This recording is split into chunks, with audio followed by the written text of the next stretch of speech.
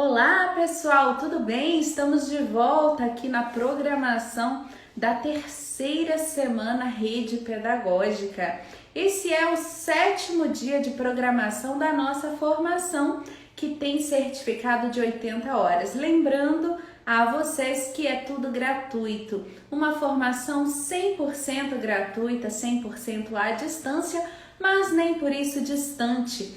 É você que nos ajuda a construir diariamente, a muitas mãos, essa rede pedagógica que é colaborativa. É por isso que a sua participação aqui com a gente é muito importante.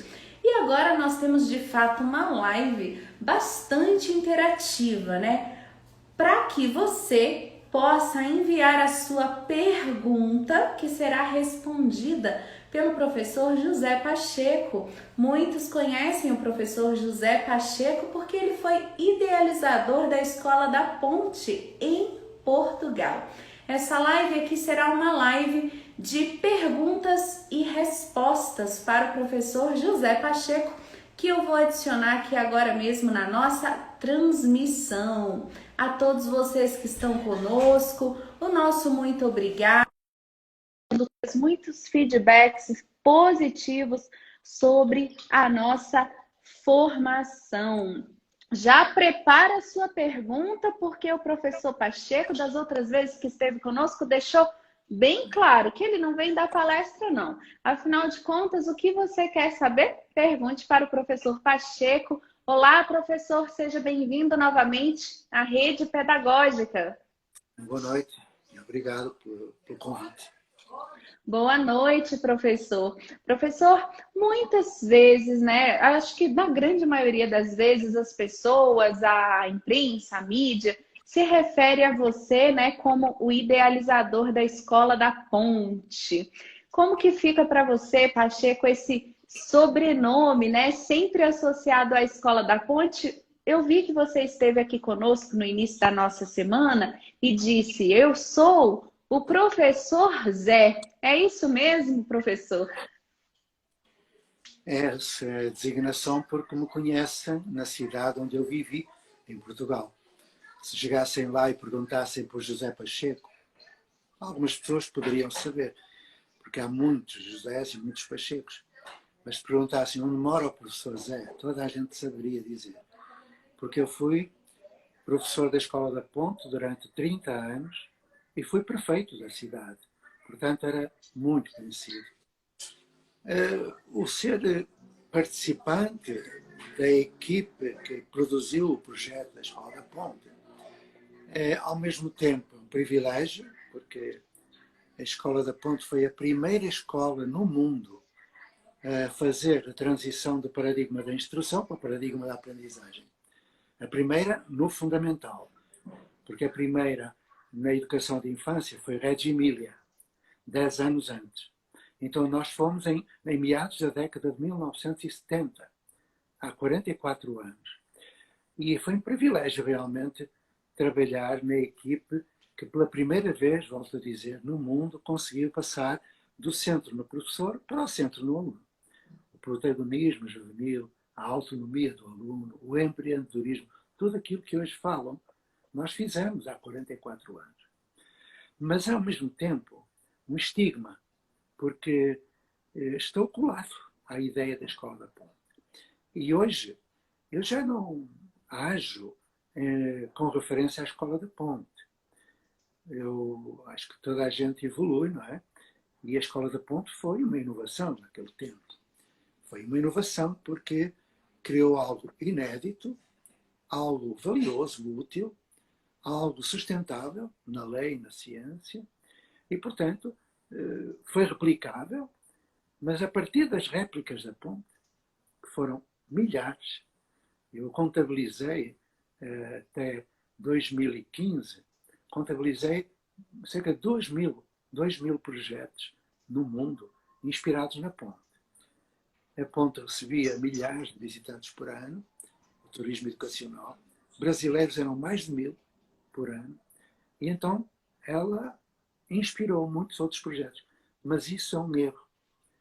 Quando me dizem, mas vai fazer a Escola da Ponte no Brasil? Eu digo, não, eu não quero repetir.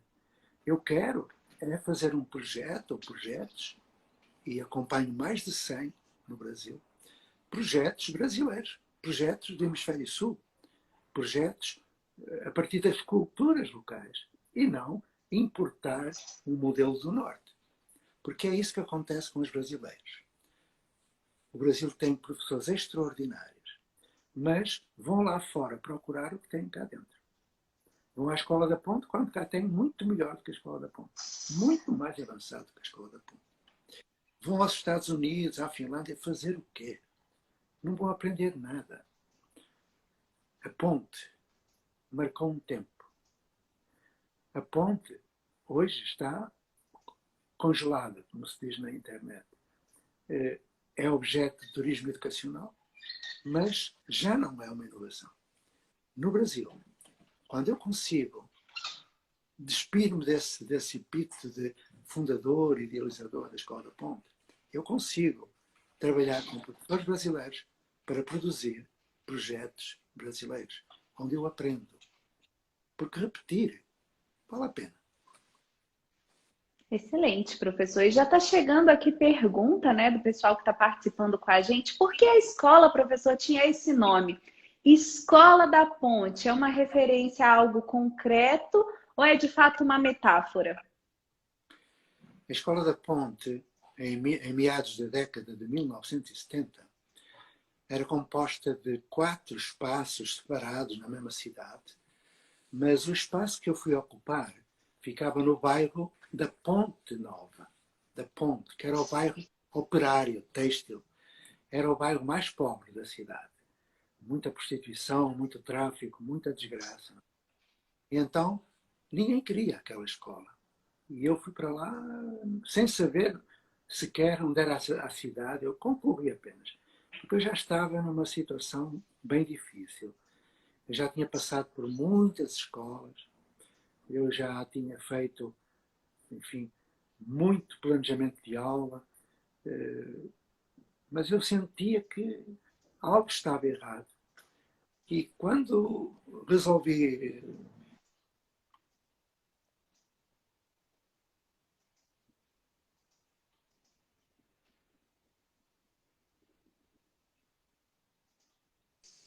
Alô? Pronto, voltamos. Deu uma pequena travadinha quando você disse, né, que já tinha percebido que algo estava errado. Sim. E então, quando eu estava quase a deixar de ser professor, porque quando se vai para professor, nós vamos por uma de duas razões. Ou vamos por amor ou vamos por vingança. Eu fui por vingança e fiquei por amor. Porquê? Porque eu jurei a mim mesmo, estava na engenharia, ganhava muito bem, mas eu jurei a mim mesmo que nenhum aluno passaria pelas situações que eu passei. Da exclusão, maltrato, os professores batiam-me, eu sou estrábico, que era objeto de bullying, enfim, uma coisa incrível. Ou seja, eu prometi a mim mesmo, jurei a mim mesmo, que todos iriam aprender. E dando aula, eu não conseguia fazer isso. E quando já estava quase a desistir, eu fui à lista das escolas para fazer concurso.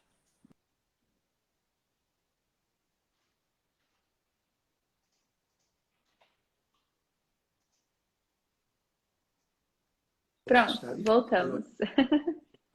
Estava a dizer que eu fui à lista das escolas e eu vi, no distrito do Porto, na Vila das Aves, 2 escolas, Ponte e Quintão. Achei Ponte, bonito. Ponte, é uma metáfora. E então fui para lá e encontrei 2 pessoas maravilhosas com quem comecei o projeto da Ponte. A Ponte tinha muitos professores, mas só 3, eu, a Maria Luísa e a Maria José, quiseram fazer. Passados 8 anos, estava toda a escola. Então, todo aquele bairro, que era o bairro mais pobre, o bairro da Ponte Nova, passou a ser o centro da cidade, praticamente.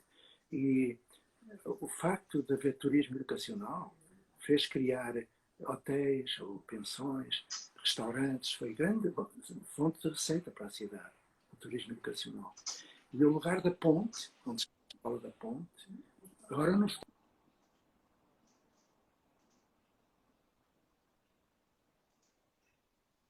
estou a entender esta coisa que está sempre a ir abaixo. Bom, estava a dizer que esse bairro, que há 40 e tal anos era um lugar que ninguém queria, passou a ser o centro praticamente da cidade. E agora já não está lá, o edifício, o prédio está lá, mas a Escola da Ponte passou para outro lugar. Mas isso ninguém me perguntou, portanto não vou falar. Muito bem, professor. O que não faltam aqui são perguntas, né? Nós recebemos também aqui uma pergunta, né? Como pode o professor hoje, que está em uma escola média, que atende aí os requisitos do sistema de ensino, né, brasileiro, poderia dar um primeiro passo para um novo modelo escolar, né? Um modelo mais flexível, como esse modelo que você nos apresenta, porque muitas das vezes o professor, ele está, tentando aqui entender, né, o contexto dessa pergunta, ele está condicionado a um modelo. Existe uma estrutura na escola, existem regras, regulamento, regimento. Como que o professor, né, na sua limitação e na sua autonomia, poderia dar um primeiro passo rumo ao novo modelo de educação? O primeiro passo tem a ver com o primeiro obstáculo à mudança. Há vários obstáculos. O primeiro obstáculo sou eu. É a minha cultura profissional. Formataram-me para eu dar aula sozinho, com uma turma, numa sala de aula, disciplina. E isso é difícil de ultrapassar. O primeiro passo é tomar uma decisão ética. Eu digo ética porque se do modo como eu trabalho, dando aula, entende? Eu não consigo ensinar todos, eu não posso continuar a trabalhar assim. Eu tenho de mudar. Então essa decisão é uma decisão ética. Tomada essa decisão, vêm outros problemas, outros obstáculos, mas esse é o primeiro. É propor-me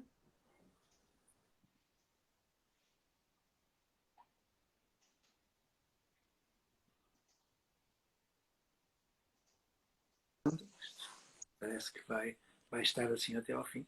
Estava dizendo que eu me disponibilizo para reelaborar a minha cultura pessoal e profissional. E isso só pode ser feito em equipe, sozinho não, em equipe. Se essa pessoa ou alguém quiser tomar essa decisão e aprender os primeiros passos, poderá inscrever-se na formação que nós fazemos, da Eco Habitare, acaba em E. Ou então mandar um e-mail jpacheco.1951@gmail.com jpacheco.1951@gmail.com que eu faço passar para as pessoas que organizam essas formações. Com essa Excelente. ferramenta, o resto é facílimo, porque quando o sistema impõe o dar aula,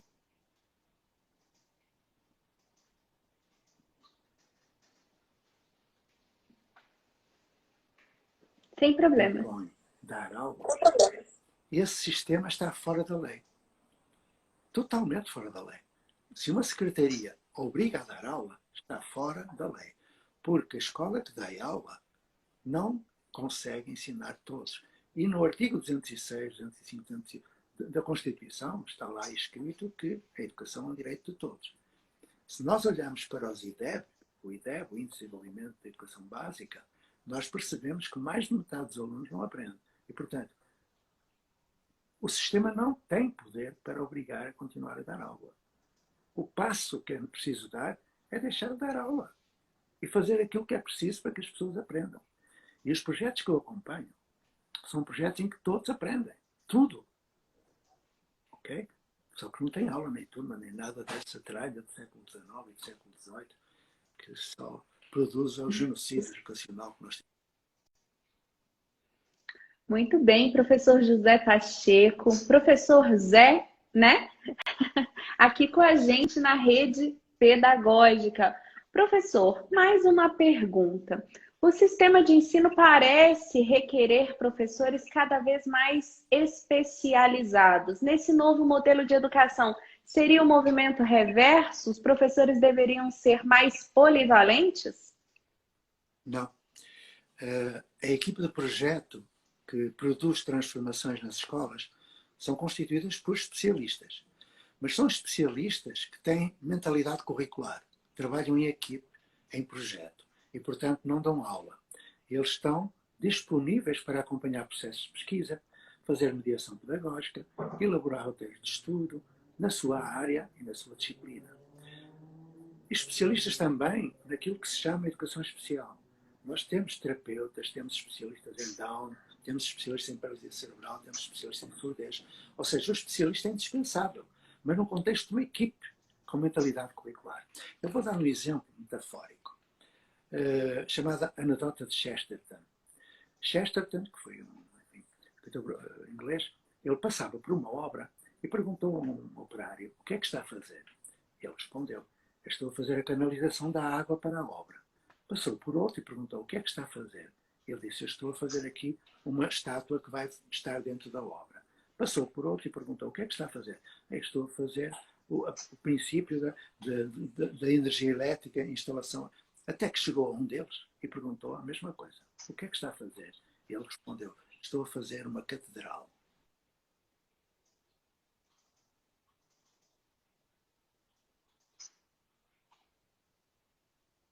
Este último, que disse que estava a fazer uma catedral, ele pode ser um especialista em alguma área, mas ele tem mentalidade curricular e está a perceber que está a fazer uma obra e que essa obra só pode ser concretizada em equipe. Ou seja, a especialização é indispensável e, por exemplo, no domínio das tecnologias de informação e comunicação, é fundamental que as pessoas se especializem também, mas que se especializem, sobretudo, no domínio do desenvolvimento curricular. Porque dar aula não serve para nada, mas construir projetos, roteiros de estudo, fazer mediação, construir portfólios de avaliação, tudo isso é objeto de uma especialização profunda no paradigma da aprendizagem. E isso é comum a todos os especialistas. Então, é preciso especializações. Quanto mais soubermos, mas há um problema aí, sobretudo no ensino médio, em que os professores tradicionalmente não têm formação pedagógica. E então são mestres na sua disciplina, mas nada sabem da arte de aprender. Eles ensinam, mas os outros não aprendem. Por exemplo, fruto disso, eu não estou a culpar os professores, estou a dizer é que é a realidade. No ensino médio, o IDEB é baixíssimo. Por exemplo, aqui no Distrito Federal é 3,8. 3,8 numa escala de 10, um escândalo. No ensino médio, não é? Porque no ensino fundamental é à volta do 4,8 por aí. Mas, o que eu estava a dizer, esses professores são especialistas na sua disciplina. Mas ao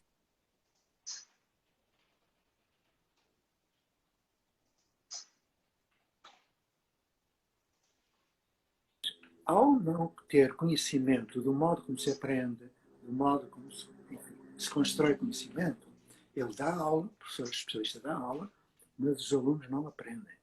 No Maranhão, em cada 100 alunos que completam o ensino médio, apenas um tem um bom desempenho, um índice de proficiência matemática satisfatório. Em cada 100, só um. 99 não tem. E o índice de proficiência é aquilo que o cidadão necessita para exercer plena cidadania, para a vida em sociedade. Repara bem, no ensino médio, e eu trabalhei no ensino médio, sei muito bem quem são as pessoas, são ótimos professores, mas são professores de sala de aula. Eles tentam ensinar, mas não conseguem. Eles passam a informação, mas a informação perde-se. Até podem dar resposta no teste, na prova, que não vão aprender. Se eu perguntar a um professor, a um aluno de ensino médio,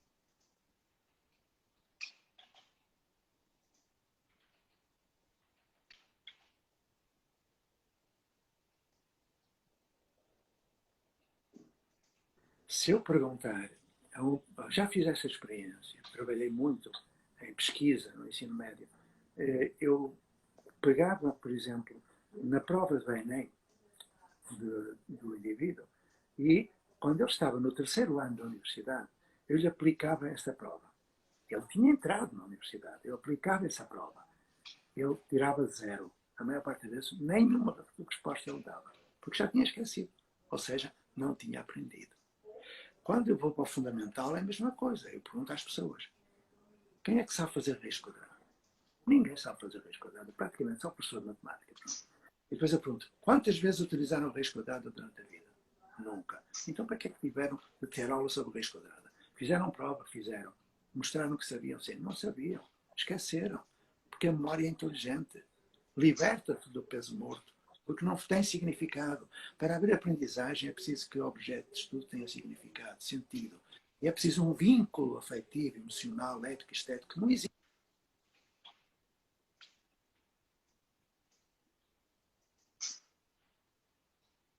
O vínculo, sobretudo o vínculo afetivo. Que vínculo existe na sala de aula se o professor se dirige a um conjunto de alunos pensando estar a falar para um aluno médico? Não existe. A aprendizagem ela é antropofágica. Eu não aprendo o que o professor diz, eu aprendo o que o professor é. E o professor não ensina o que diz, transmite aquilo que é.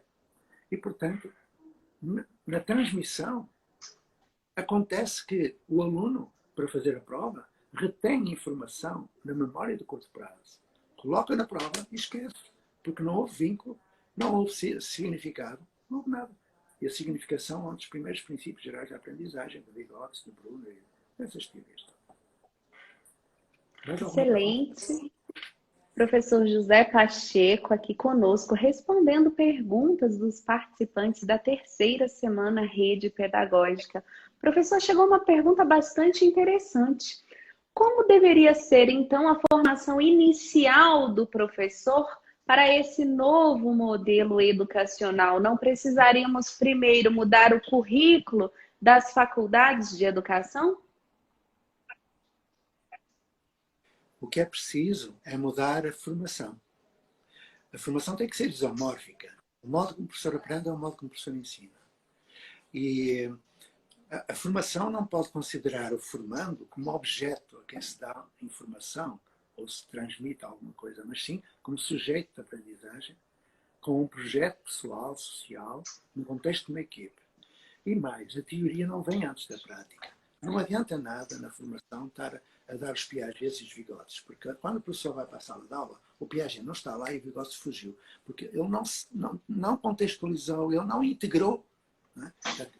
A aprendizagem tem que ser integradora. Ele não entendeu nada daquilo que teve como aula sobre a teoria. Então, o que tem de mudar, e muito, é a formação de professores.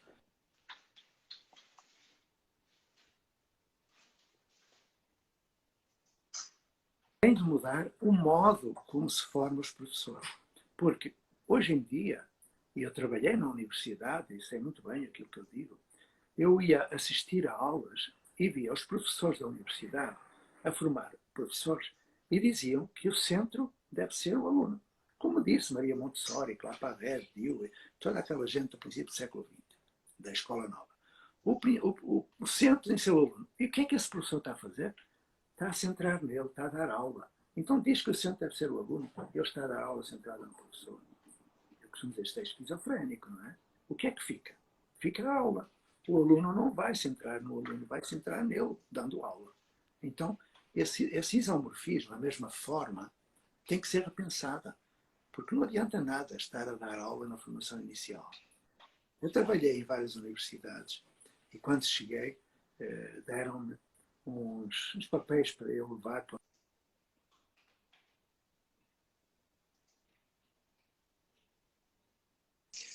Estava a dizer que me deram uns papéis para eu levar para os alunos. E eu perguntei o que é isto. São registros de presença. Eu disse, registro de presença. Sim, você tem que, à entrada da aula, passar pelos alunos para eles assinarem e passar outra vez no final da aula para ver se estiveram lá. Eu disse, eu não vou dar aula. Não tem que dar. Eu perguntei, porquê? Ninguém me explicou, não dei aula.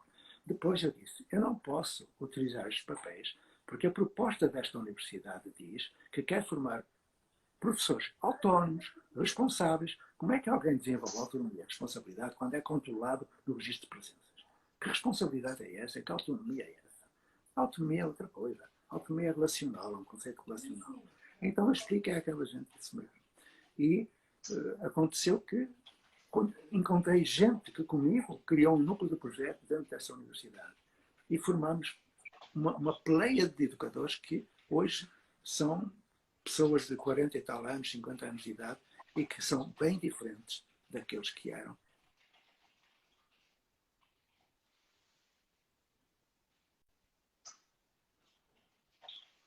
O tempo ir abaixo, eu não entendo, mas pronto.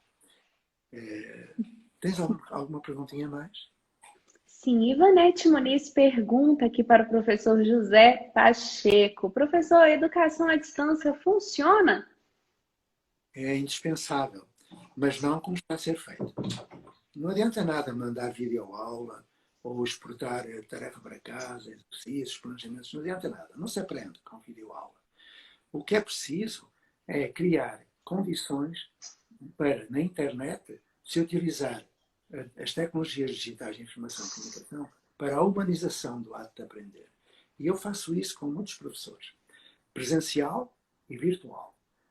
Uma coisa não exclui a outra, elas são complementares, mas não dando aula.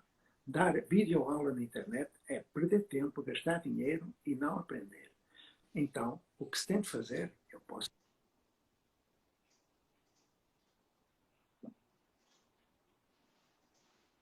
exemplo da utilização das tecnologias. Muitos professores ficaram angustiados quando o isolamento social foi imposto, porque não conseguiam alcançar os seus alunos, porque ou não tinham internet em casa, ou não tinham computador, ou então desligavam os computadores. Os professores que eu acompanhei, eles alcançaram mais de metade dos alunos lá na primeira tentativa, porque eles tinham computador e tinham internet. A partir esses alunos foram ver se havia outros alunos próximos da sua casa e partilharam com eles o Wi-Fi, um Wi-Fi universal, e o hotspot, e aparelhos, que os outros não tinham, só à noite, quando a mãe voltava, é que tinham o celular para usar, eles partilhavam. E então conseguimos chegar a todos, mas não dando aula, fazendo construção de projetos de aprendizagem, projetos de vida. Eu vou dar exemplo disso.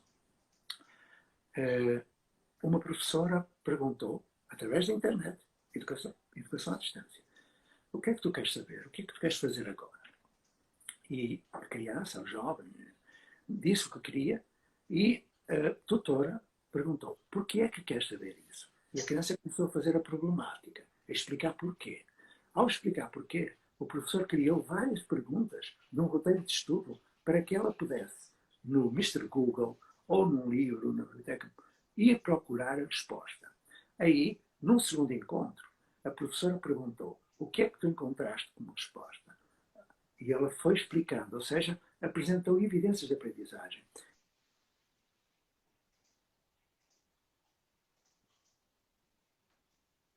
Os jovens enviavam para os professores vídeos, textos, hipertexto, tudo o que era de descoberta, porque eles tinham aprendido mesmo, mas em linguagem sua, não era copy-paste, era linguagem sua.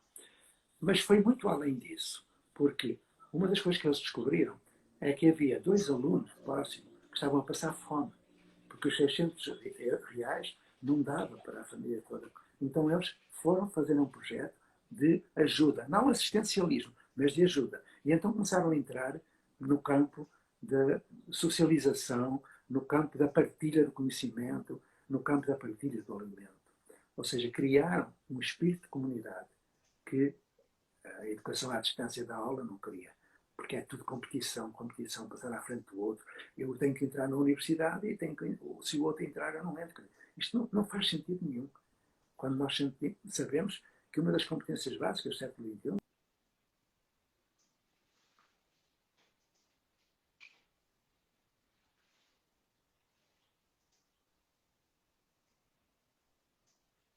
século XXI é cooperação, é empatia. E, portanto, não faz sentido enviar aula para que ele vá, enfim. Eu achei curioso que houve um caso de uma professora que foi obrigada pela escola e pela secretaria a fazer o quê? Tinha de exigir que o aluno estivesse uniformizado em casa e estabelecia o tempo em que ele podia fazer xixi, o intervalo. Chega-se a este absurdo. Estupidez. É uma coisa louca. E o que se está a gastar com televisão, o que as secretarias estão a desperdiçar para nada. Porque mesmo aqueles que foram alcançados não estão a aprender. Numa aula nada se aprende. Seja presencial, seja virtual. Não se aprende. Numa aula nada se aprende. Se alguém discordar, faça favor de contestar. Que eu explico porque é que não se aprende. Muito bem, professor José Pacheco, respondendo aqui as perguntas dos seguidores da Rede Pedagógica e dos participantes da terceira semana Rede Pedagógica. Pessoal, essa nossa transmissão aqui está chegando ao final, mas o professor José Pacheco participa conosco também amanhã. Então, se você ainda tem perguntas, você pode aproveitar o post que nós colocamos aqui no feed do Instagram para colocar suas dúvidas, suas perguntas para o professor Pacheco e também, claro, suas contribuições e reflexões a respeito aqui desse diálogo de hoje, para que nós possamos compor aqui uma lista de perguntas para o professor Pacheco respondê-las amanhã, ok? A nossa programação também segue com a participação de Ana Tati a partir das 19 horas aqui na terceira semana Rede Pedagógica. Professor José Pacheco, sempre um prazer tê-lo aqui conosco. Muito obrigada. Eu vou deixar com você a palavra para que você possa não encerrar, mas deixar aí, de fato, quem sabe, uma provocação para que os professores possam trazer questionamentos para a nossa conversa de amanhã. Fica à vontade. Olha, toda a aprendizagem parte de pergunta. E já vos falei que quando eu ia para as palestras, eu fiz mais de 300 palestras por ano, quando subi ao palco, vinham logo perguntar-me pelo PowerPoint, pela apresentação, eu dizia que não tinha. Mas como não tenho? Toda a gente tem, mas eu não tenho. Mas o que é que vai dizer? Eu disse, não sei, ninguém perguntou nada. Portanto, a provocação é essa, fazer perguntas. Eu não quero convencer ninguém. Eu quero partilhar-me a partir daquilo que eu faço, daquilo que eu sou, por lealdade que eu tenho com meus companheiros e companheiras de educação. Portanto, pensem em perguntas e amanhã voltaremos a conversar. Espero que haja muitas perguntas e algumas que eu não saiba responder. Combinado, isso mesmo. Caprichem nas perguntas. Quem sabe vamos encontrar essas respostas juntos ou sairemos, né, um pouco mais confusos do nosso diálogo de amanhã. Isso também é bom, vai promover certamente o nosso crescimento. O post está aqui no Instagram, você pode deixar a sua pergunta para o professor José Pacheco, que retorna amanhã na programação da terceira semana Rede Pedagógica. Boa noite, professor, e mais uma vez, em nome de toda a rede, muito obrigada. Obrigado. Pessoal, a gente volta daqui a pouco, então, às 19 horas, ok? Já são 19 horas, nós vamos fazer um pequeno intervalo aqui de 5 minutos e voltamos com Ana Tati para o nosso mini curso Brincadeiras e Jogos. Participação mais que especial aqui da Ana Tati na programação da terceira semana Rede Pedagógica. Aproveita o intervalo para deixar sua pergunta no post que está no Instagram, ok? Quem sabe a sua pergunta será feita amanhã para o professor José Pacheco. É rapidinho, a gente volta. Nós temos um encontro marcado aqui, mini curso Brincadeiras e Jogos, daqui a pouco, na terceira semana Rede Pedagógica.